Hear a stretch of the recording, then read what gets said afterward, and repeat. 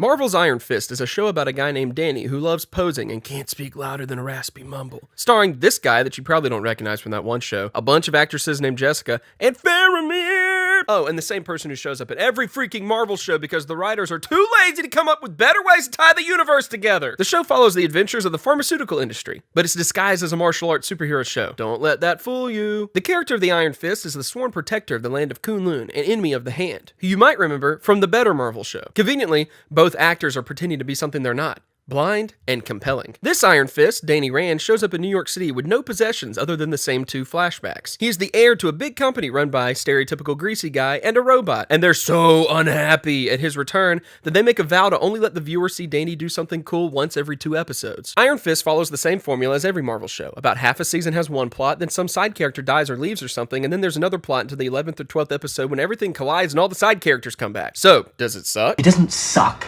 okay? Who are we kidding? You're gonna watch it anyway because it's a Marvel show and you're hopelessly addicted to the cruel chemicals they pump into our bloodstream. But truthfully, it's not as bad as you've heard. But it's also not good. It's definitely not an action show, so you have to set your expectations at a certain level. If you put Daredevil, Jessica Jones, and the first half of Luke Cage at the top of the scale and expect Iron Fist to be there as well, you're gonna be super disappointed. But if you take a scale that ranges as high as mediocre superhero show to as low as this guy destroying everything that Luke Cage did really well in the first half of the season, then Iron Fist will be at the top of that scale. If Luke Cage shifted back and forth from being awesome to being awful, then Iron Fist rides real smoothly into consistent mediocrity.